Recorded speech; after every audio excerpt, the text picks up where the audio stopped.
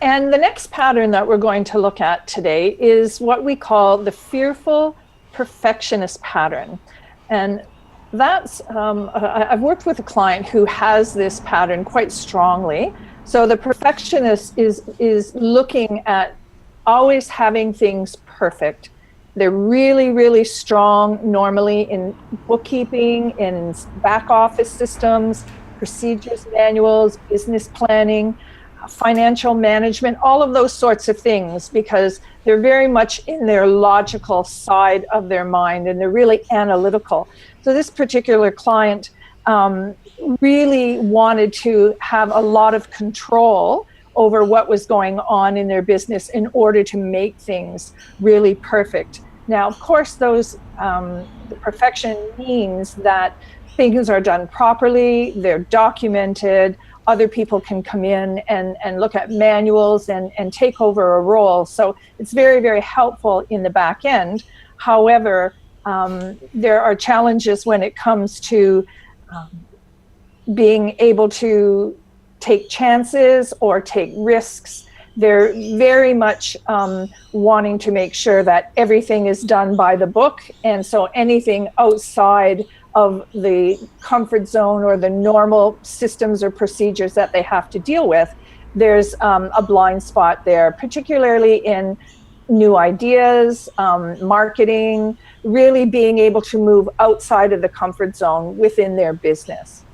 Yeah. Gab, do you have any insight to the Fearful Perfectionist pattern? Yeah. I was just thinking about it, and I was thinking about some clients that I've worked with, and particularly a gentleman I worked with in the IT industry. And something that I really got from working with him is that to the Fearful Perfectionist pattern, there's really, with any pattern or any part of your personality, there's a dysfunctional and a functional side.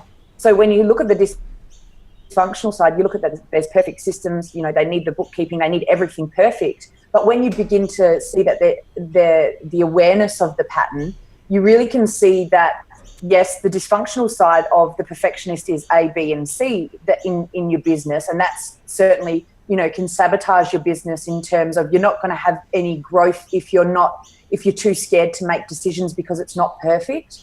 But with an awareness of that pattern, you can move it into a very functional part of your business that really helps it to excel in growth. For example, because perfectionists are always striving for perfect, a lot of the time they don't set benchmarks around a lot of decisions that they make in business or a lot of systems that they have in business. So if they start to set benchmarks and KPIs and different things that allow them to have a version of perfect, then that moves it into functional territory. But the catalyst for that really is an awareness of where you're being dysfunctional, so you can move that into functional territory. Yeah.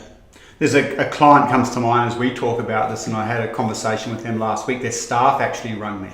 And I think it's probably important to say that the Fearful Perfectionist pattern will often get triggered when the business owner is anxious. So it would be a typical strategy. I've got to get this perfect. If I don't get this perfect, and so that will tend to happen when they're starting to move outside of their comfort zone. And I had these staff ring me and say, Perry, I can't mention names, but such and such,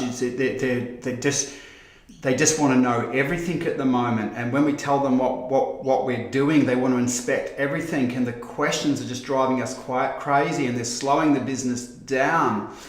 And again, in this example, this particular person, because they had to make a whole bunch of decisions in this business, and I've got to say this business owner is surrounded by experts, so the staff are experts. Now, if it's me and I set experts up in my business, I trust my experts.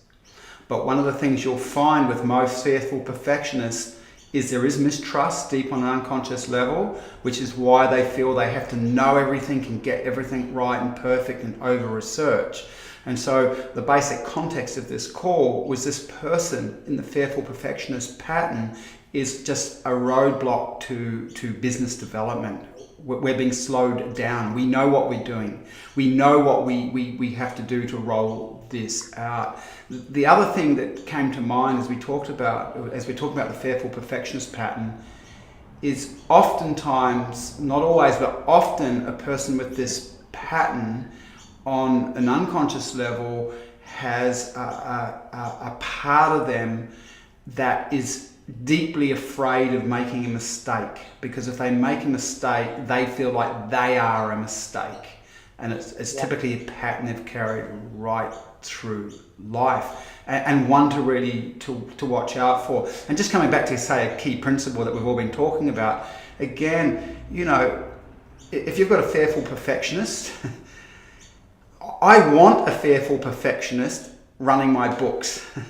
Okay, really important to understand that. I want a fearful perfectionist looking after client care systems. So none of these patterns we're talking about, as both Gab and Georgina have alluded to, are actually wrong in themselves. They just can become dysfunctional when they're being applied to the wrong place in business. So it can be a really good thing to, if you're a fearful perfectionist, understand, well, you know what? I'm going to stay in these roles because that's where a fearful perfectionist creates wonderful systems and accuracy. And maybe I've got to go and partner or bring in a staff member that is far more creative and inspired and can operate from the gut and can operate conceptually for the areas of the business that need it. That's right, Perry. And one of the things that I think is really key around this pattern is that normally it's driven by a need for safety. Yeah. So there's a feeling of being outside of the comfort zone. As you said, they become anxious. And when the anxiousness sets in, there's a feeling of being unsafe or being too much at risk. So they want the structure to be set up around them to help alleviate those fearful feelings. Great. Well, there we go. Ladies and gentlemen, that's the fearful perfectionist pattern.